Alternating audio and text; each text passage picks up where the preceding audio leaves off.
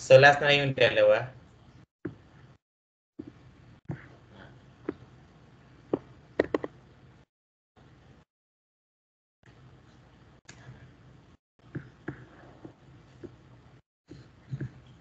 So yung duyate, yung paano, isa sa mga interrogative.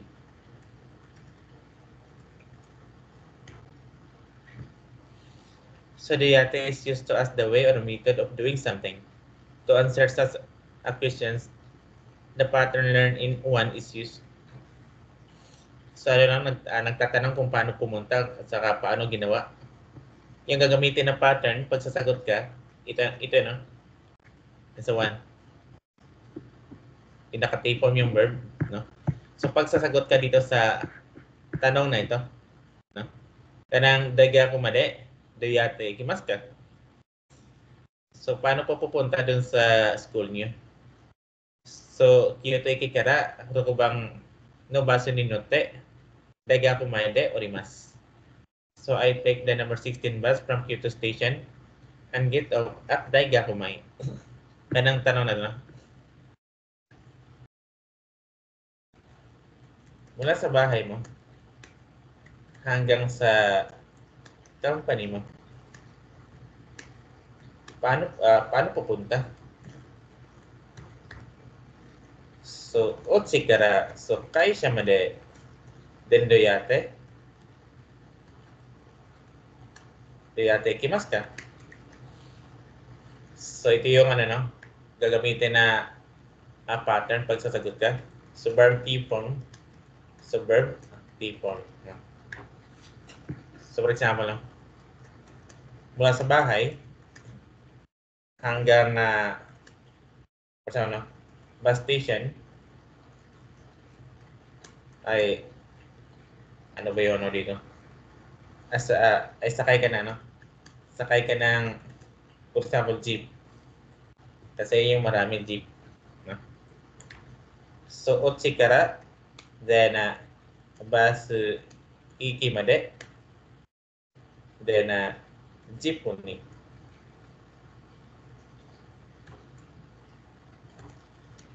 So, jeepuni de, so ikimasu. No? So, para madugtong mo yung kasunod mo pang sasabihin, so itipo mo yung verb, no?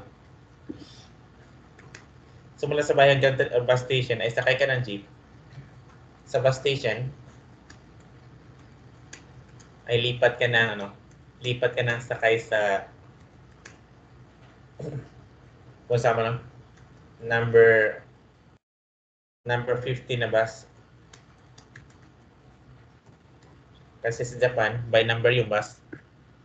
By number yung bus doon sa Japan. Number 60 na bus. So, din sa bus station, lipat ka ng sakay sa number 50 na bus. No?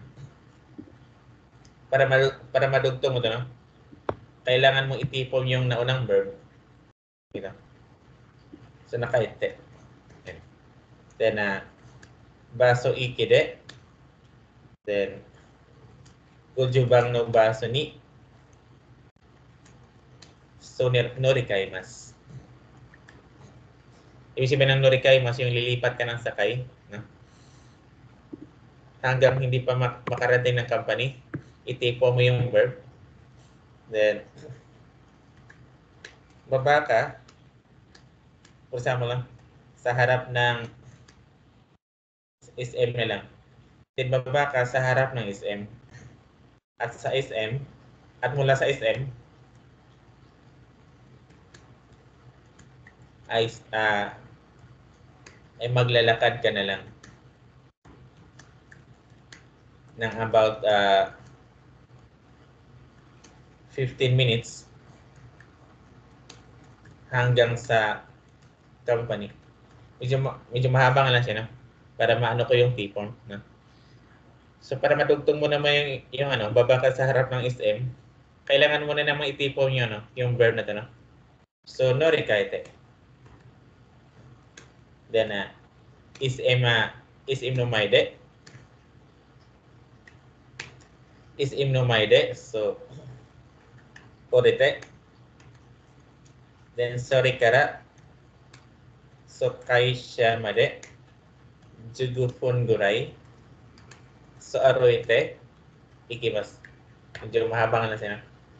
So, ochi kara baso ikimade chipuni de itte baso ikide jugubang no bansu ni norikate is inumaide orite so rekara kaisha made jugufun guray aroite ikimasu no. So, yung ano dito sa tinutukoy niya na the pattern learned in one is used. So, dapat mahaba talaga kasi nakatipom no? Yung, kunti nga lang to. So, pwede din naman ganito. Pwede din ganito yung sagot mo. Ayan. Paano po pupunta sa SM? Wala dito, no? So, SM de doyate ikimasu ka? So, pag pag isang sakayan lang, so, sakay ka lang na, sakay ka lang ng tricycle, pwede din ganyan yung sagot mo, no? So, tricycle ni sunnotte kudasai. So, pwede din ganyan yung sagot, no? Sakay lang po kayo ng tricycle. Then, sabihin mo lang sa driver na baba ka sa SM, no? So, yun yung yun yung sa isa, kung paano pumunta. As the way. Pwede din ganito sa kung paano gagawin. Paano mo inaral yun, no?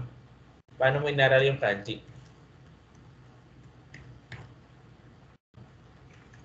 So, doyate, so kanji o benkyou shimasu ka? Paano ba inaral yung kanji? Pwede din ganito, no? Sa time ko na nag-aaral ako ng kanji ay isinusulat ko po ang stroking niya. For example, yan yung sagot mo, no? Sa time po na nag-aaral po ng kanji ay isinusulat ko po ang stroking niya. So, kanji o benkyou suru toki. So, kakikata o so kakimasu, no? Kakikata yung sulat niya. Kakikata o kakimasu. So, yun yung no? Ibig sabihin ng doyate. Yung paano. Ito yung pinaka-last dito sa nanabang.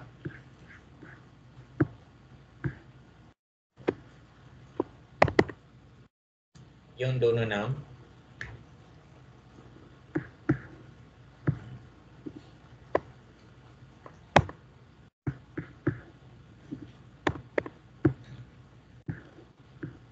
So, you learn in lesson 2 that kuno, sunod, modify nouns. The interrogative word used in this sentence is dono. Dono is used to ask the listener to define one among more than two which are concretely presented. So, yung yung dati, yung tanong na dono, ito lang yung isasagot mo dun sa lesson 2. Kuno, suno, at saka yung Yan. Ganun ba yan? Nung mahaba na sa number 6, isang mahaba pa. So, lagyan ba natin isang mahaba? So, sabi ito na. So, paano po pupunta? Ito lang, sa airport na lang. Paano po pupunta sa airport? So, mula dito, hanggang for example, San Agustin. Ito lugar to San Agustin, no? Mula dito hanggang sa San Agustin, so sakay ka na, sakay ka ng jeep, no? Then sa San Agustin Station, yung lugar yung San Agustin, no? Sa San Agustin Station ay lipat ka na, lipat ka ng sakay, for example sa sa train. So, yung kasunod? So, lipat ka ng sakay sa train. Then ano yung kasunod? Then baba ka sa harap na ano. For example, 7-Eleven na lang. 7-Eleven. Then sa 7-Eleven, no? Sakay ka ng ano? Sakay ka ng for example, no? Number 6 na bus, no? Hanggang airport na, no? For example, kanina, paano po pupunta sa airport? Sumula dito hanggang San Agustin, sakay ka ng jeep. Sa San Agustin Station, lipat ka ng sakay. So, lipat ka ng sakay sa train. Baba ka sa harap ng 7-Eleven. Then sa 7-Eleven, sakay ka ng number 6 na bus. Hanggang airport na yun. No? So, kukumade. So, doyate ikimasu ka?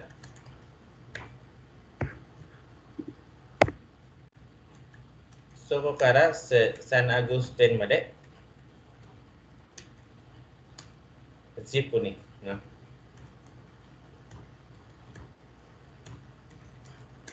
Ite. Then San Agustin de. Then din siya ni Sonori kaite. Then sorry kara 7-Eleven no maide. Then orimasu. Pwede kang mag-period. Then soste 7-Eleven de urukubang no baso ni sunotte. So soste 7-Eleven de urukubang no baso ni notte. Then sukuku made so ikimasu. No? Yun na yung niya.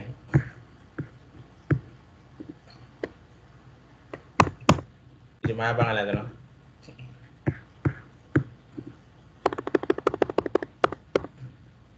So try lang yung pwede na yan, no? Yung sariling example niyo, sir, try natin i-translate yung medyo mahaba. So yung din sa Duyate, kung paano ka pupunta, no? Kung meron siyang example, sir, no? So pwede din i-type then i-translate natin yung mahaba. Medyo mahaba nga lang to, no? So yung pinaka-last dito yung do, no? So sa lesson 2, ito yung yung sagot niya. Yung santuso sang wa donesto desu ka? So sino po dyan? Si Mr. Santos. Yung sa lesson 2, no? Pagsasagot ka. So kuno stress. Itong tao po na ito. Ito po si Mr. Santos. Uso no stress.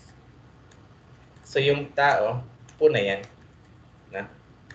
Or stress. Yung tao po na yun. Na? Pero ngayon, yung tanong no, same pa rin. Pero ito yung sagot niya. Sino po dyan si Mr. Santos? Yan po, yung matangkad po. At mahaba yung buhok. Yan. Yung matangkad po at mahaba yung buhok. Siga Takakute. Yan. So, kamiga sunagay hiteres. Kamiga nagay hiteres. Lang, dinescribe lang. No? Yung example lang. Sino po dyan si Mr. Santos? Ano si Gatakakute? So kamiga, so kuroy hito desu. Yung matangkad po at saka maitim yung buhok. Yan po si Mr. Santos, no? Parang ganun lang siya, no? Sino po dyan? Si Miss Karina. So, Karina-san wa sudo no hito desu ka? Bersama, no? Yung mataba po. At maikli. Yung buhok. Yung mataba po yung at saka maikli yung buhok. Yan po yung si Miss Karina. So, Futokote. Yung puto, yung mataba. Ano Futokote? Then, so kamiga, so mijikai, hito desu, no? Isa-isa mo.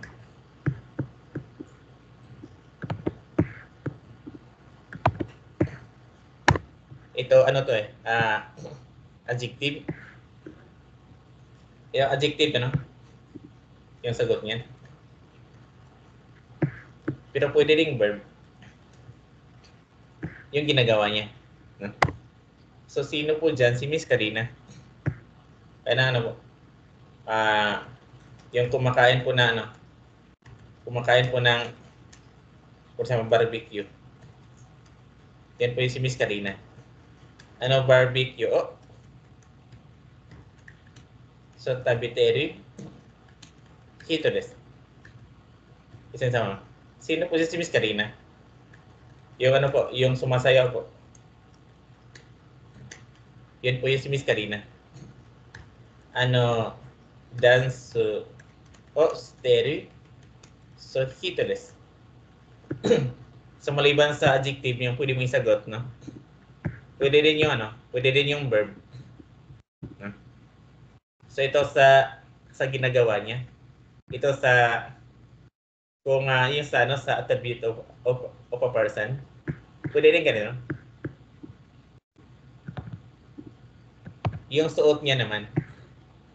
Sino po dyan? Si Miss Karina. Yung po, yung naka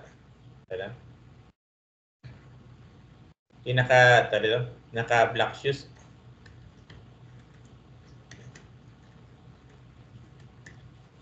Mas maganda siya to, lalaki to. Si Mr. Santos.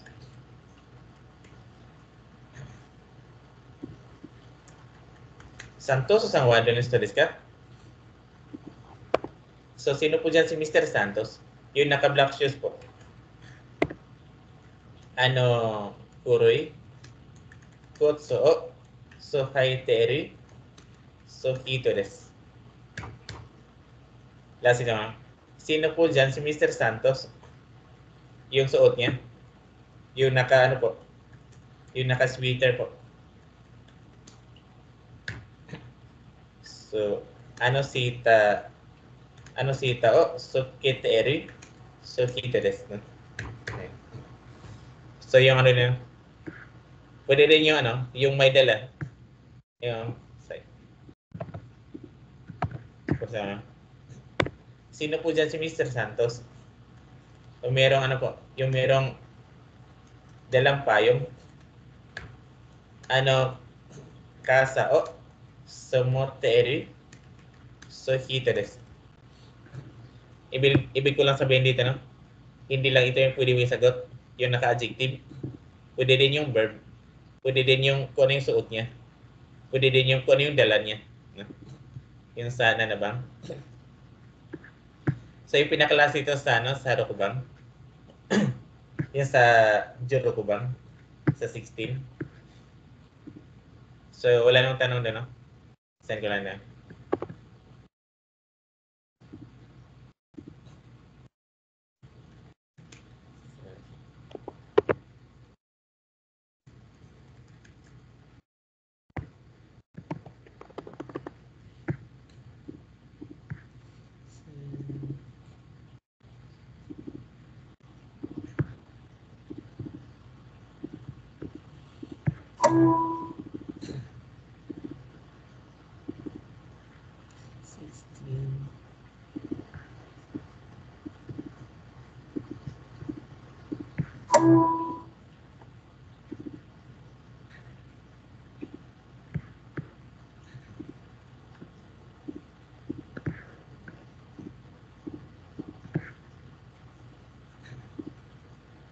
ito kahit ipasa siya sa Martes na.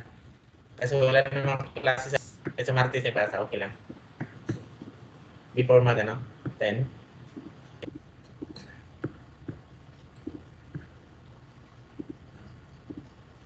Yan sa 1. So, ilagay mo lang kabaliktaran niya. Kaya ng Yasui, mura, kabaliktaran niya, yung mahal. No? Ito, papasok sa coffee shop, so kabaliktaran niya, lalabas sa coffee shop. No? Yun sa nibang, yung verb is andun sa gitna ng sentence. So, itipo mo lang siya. No? Yun sa sangbang, i-complete mo lang yung sentence kung ano yung kulang. Titingnan mo lang kung ano yung kulang. Yun sa yung bang,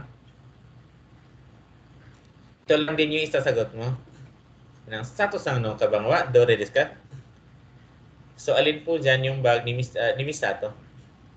Yung isasagot mo na. Kurokote, then okay, then idugtong mo yung bag. Okay ka bang desu, no? Copy-paste lang naman to.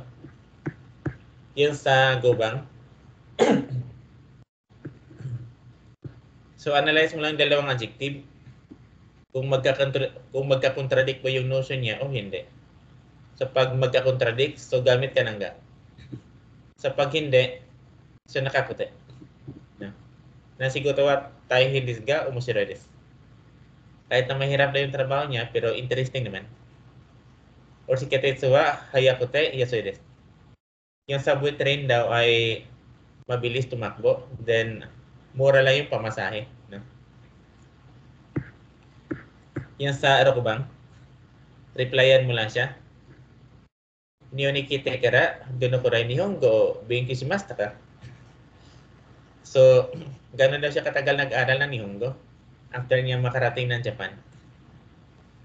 Yan sa nibang. So, anata ng hiyawa, do nahiya desu ka?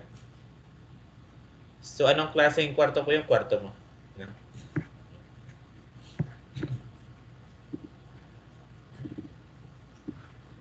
So, idagdag ko na lang na example to, yung natirang oras.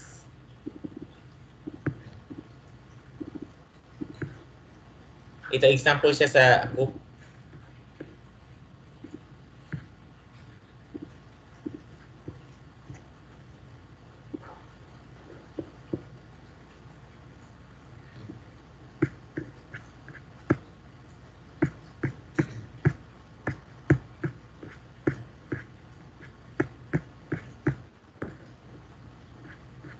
Ayun, yung pagkakasunod-sunod ng ginagawa. No? Kaya nang 6 siya gumigising, after niya gumising, naglalakad-lakad siya, then kumakain na siya ng almusal. Ito nagbabasa ng newspaper, uminom ng kape at saka pumunta na sa company. Ito dagdag example lang ito. No?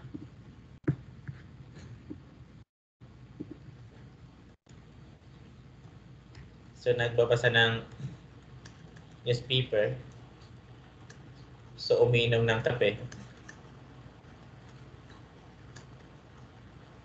at pumunta na sa company.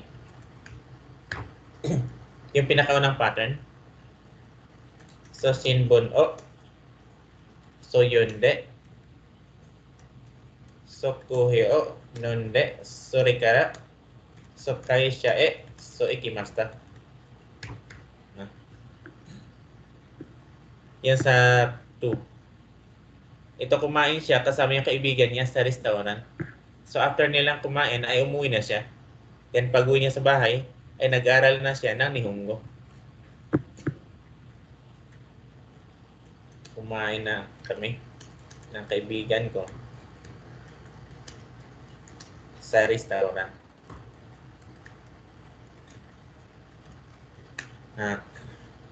So, after naming kumain, ay umuwi na ako. At nag-aral ng Nihongo. So, tomodachi to narisuturan Risutorande. Then, Sokoji Oste. Then, Uchi e Sokaete. Sori kara. So, Nihongo o so Binki shimashita. Yan sa isa. Ito nag-shower. Then, nagbasa ng libro. Then, natulog na. Nag-shower. Nagbasa ng book. At natulog na. No? So, shawa o. So, abite. So, kon o. So, yonde. So, rikara. So, nimasta. Yung ano yun. Ano tayo ng medyo mahirap na example ito. Ito. Ito. Sa ano? Ito medyo mahirap to. Paano pupunta mula sa bahay hanggang sa company? Mula sa bahay, sakay ka ng GR train hanggang sa Osaka. Pagdating sa Osaka, lipat ka ng sakay sa bus. Pagdating dito sa Nippon Bus, lakad ka na lang, maglalakad ka na lang. So hanggang sa company. Try daw natin yung example na to. Yung sa 2. Diyan naman. Paano po pupunta? Mula sa bahay mo, so hanggang sa company. So mula sa bahay hanggang sa Osaka,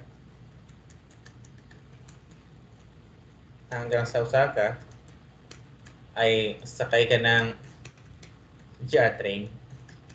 Ibig sabihin ng GR, no? Yung train. Japan Railway. Pagdating mo sa Osaka, lipat ka ng sakay sa bus.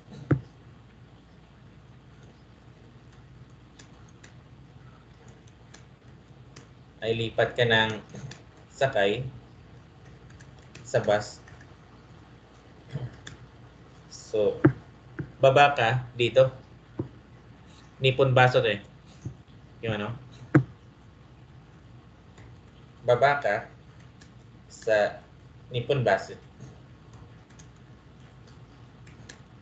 At maglakad ka na lang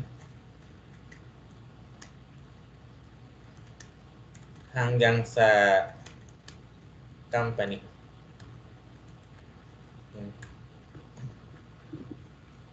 So, ochi kara dena kaisha made doyate ikimasu ka? So, ochi kara then Osaka made GR de itte then Osaka de so basu ni so norikaete then Nippon Bus ni so orimasu.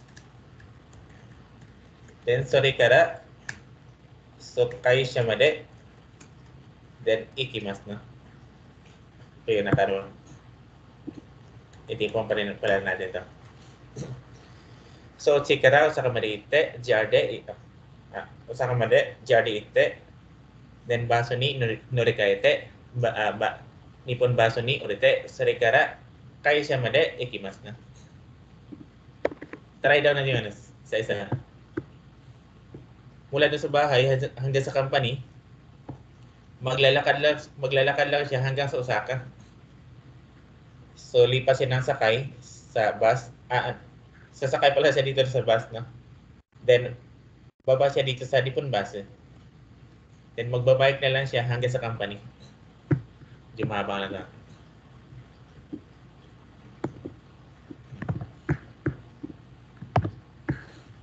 Mula sa bahay hanggang sa Osaka, ay maglalakad ka. No? Naglalakad lang siya, no? Then, mula sa Osaka, so sakay ka ng bus. Pagdating sa Osaka, ay sakay ka na, no? Sakay ka ng bus. Baba ka sa Nippon Bus. Baba ka dito, no? Then mag-bike ka na lang hanggang sa company. No? At nag-bike na lang siya, no? Hanggang sa company. So, otsi kara Osaka made. So, wala kang sasakyan, no? So, aroite. Then, Osaka de. So, baso ni notte. Then, Nippon baso ni orete. Sore kara. Then, kaisha made. So, jitensha de. So, ikimasu na. So, yung ano niya, tatlo to eh. Medyo mahabang lang to, yung isa. So, yung ano nisa, no, sa, meron pang, marami to eh. Basahin dito. At ito na lang siguro muna.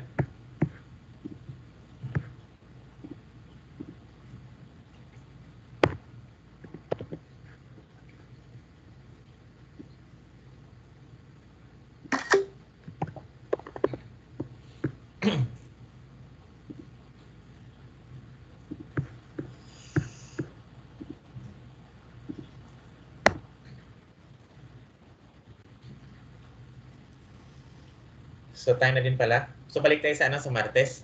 Kasi walang klase sa Lunes kasi holiday. No? Okay. So, domo arigatou gozaimashita. Otsukare sama deshita. Mata raishu ne. Ingat po. Bye-bye po. Thank you po, Sensei. Ay, arigatou gozaimasu.